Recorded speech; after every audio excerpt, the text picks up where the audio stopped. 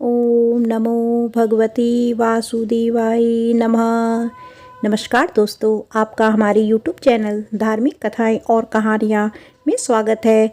आज मैं आपको माघ मास का महात्म्य का दूसरा अध्याय सुनाऊंगी। अगर आपको यह कथा अच्छी लगी तो आप वीडियो को लाइक, सब्सक्राइब और शेयर जरूर कीजिएगा। आइए सुनते हैं माघ मास की कथा। राजा के ऐसे वचन सुनकर तपस्वी कहने लगा कि हे राजन, भगवान सूर्य बहुत शीघ्र उदय होने वाले हैं, इसीलिए यह समय हमारे लिए स्नान का है, कथा का नहीं। सो आप स्नान करके अपने घर को जाओ और अपने गुरु श्री वशिष्ठ जी से इस महात्म्य को सुनो। इतना कहकर तपस्वी सरोवर में स्नान के लिए चले गए और राजा भी विधि पूर्वक सरोवर में स्नान करके अपने राज्य को लौटा और रानी निवास में जाकर तपस्वी की सब कथा रानी को सुनाई। तब सूत जी कहने लगे कि महाराज, राजा ने अपने गुरु वशिष्ठ जी से क्या प्रश्न किया और उन्होंने क्या उत्तर दिया, सो कहिए। व्यास जी कहने लगे, हे सूत जी, राजा दिलीप ने रात्रि को सुख से सोकर प्रातः ही अपने गुरु वशिष्ठ जी के पास जाकर उनके चरणों को छूकर प्रणाम करके तपस्वी के बताए हुए प्रश्नों को अति नम्रता से पूछा कि गुरुजी, आपने आचार, दंड नीति, राज्य धर्म तथा चारों वर्णों की चारों आश्रमों की क्रियाओं, दान और उनके विधान, यज्ञ और उनकी विधियां, व्रत, उनकी प्रतिष्ठा तथा भगवान विष्णु की आराधना अनेक प्रकार से तथा विस्तार पूर्वक मुझे बतलाइए। अब मैं आपसे माघ मास के स्नान के महात्म्य को सुनना चाहता हूँ। सो हे तपोधन, नियम पूर्वक इसकी विधि समझाइए। गुरु वशिष्ठ जी कहने लगे कि हे राजन, तुमने दोनों लोकों के कल्याणकारी, वनवासी तथा गृहस्थियों के अंतकरण को पवित्र करने वाले माघ मास के स्नान का बहुत सुंदर प्रश्न पूछा है। मकर राशि में सूर्य के आने पर माघ मास में स्नान का फल गौ, भूमि, तिल, वस्त्र, स्वर्ण, अन्न, घोड़ा आदि दानों तथा चंद्रायण और ब्रह्मकुच व्रत आदि से भी अधिक होता है। बैसाख तथा कार्तिक में जब दान, तप और यज्ञ बहुत फल देने वाले होते हैं, परंतु माघ मास में इनका फल बहुत ही अधिक होता है। माघ में स्नान करने वाला पुरुष राजा और मुक्ति के मार्ग में जाने वाला होता है। दिव्य दृष्टि वाले महात्माओं ने कहा कि जो मनुष्य माघ मास में सकाम या भगवान के नियमित पूर्वक माघ मास में स्नान करता है, वह अनंत फल वाला होता है। उसको शरीर की शुद्धि, प्रीति, ऐश्वर्य तथा चारों प्रकार के फलों की प्राप्ति होती है। अदिति ने 12 वर्ष तक मकर संक्रांति में अन्न त्याग कर स्नान किया। इससे तीनों लोगों को उज्जवल करने वाले 12 पुत्र उत्पन्न हुए।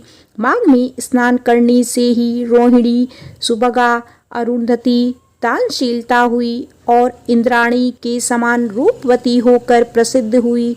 जो माघ मास में स्नान करते हैं तथा देवताओं के पूजन में तत्पर रहते हैं, उनको सुंदर स्थान, हाथी और घोड़ों की सवारी तथा दान को द्रव्य प्राप्त होता है।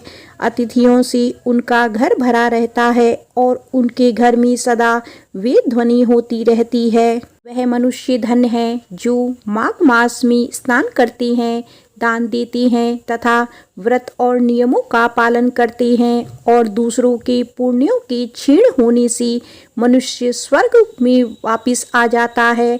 परंतु जो मनुष्य माघ मास में स्नान करता है, वह कभी स्वर्ग से वापस नहीं आता। इससे बढ़कर कोई नियम, तप, दान, पवित्र और पाप नाशक नहीं है। भृगु जी ने मणि पर्वत पर विधातरों को यह सुनाया था। तब राजा ने कहा कि ब्राह्मण भृगु ऋषि ने कब मणि पर्वत पर विधातरों को उपदेश दिया था, सो बताइए। तब ऋषि जी कहने लगे कि हे राजन, एक समय 12 वर्ष तक वर्षा न होने के कारण सब प्रजा क्षीण होने के कारण संसार में बड़ी उद्विग्नता फैल गई। हिमाचल और विंध्याचल पर्वत के मध्य का देश निर्जन होने के कारण श्राद्ध, तप तथा स्वाध्याय सब कुछ छूट गया।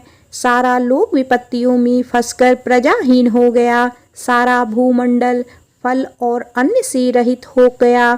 तब विंध्याचल से नीचे बहती हुई नदी के सुंदर वृक्षों से आच्छादित अपने आश्रम से निकलकर श्री भृंग ऋषि अपने शिष्यों सहित हिमालय पर्वत पर आ गए। इस पर्वत की चोटी नीली और नीचे का हिस्सा सुनहरी होने से सारा पर्वत पीतांबरधारी श्री भगवान के दृश्य लगता था। पर्वत के बीच का भाग नीला और बीच बीच में कहीं कहीं सफेद स्फटिक होने से तारों से युक्त आकार जैसी शोभा को प्राप्त होता था।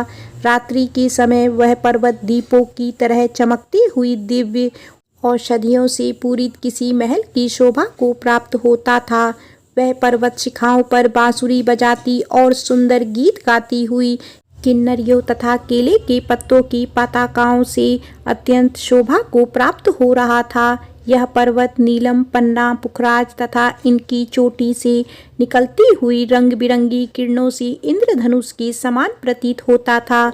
स्वर्ण आदि सब धातुओं से तथा चमकती हुई रत्नों से चारों ओर फैली हुई अग्नि ज्वाला के समान शोभायमान था।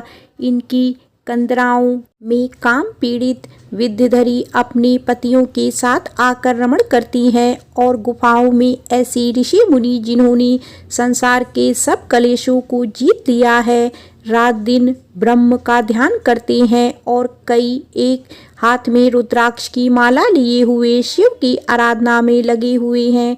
पर्वत के नीचे भागों में जंगली हाथी अपने बच्चों के साथ खेल रहे हैं तथा कस्तूरी वाली रंग बिरंगे मृगों के झुंड इधर उधर भाग रहे हैं।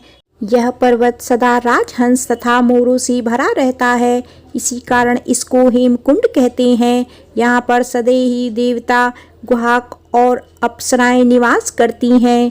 प्रेम से बोलो श्री विष्णु भगवान की जय, माता लक्ष्मी की जय।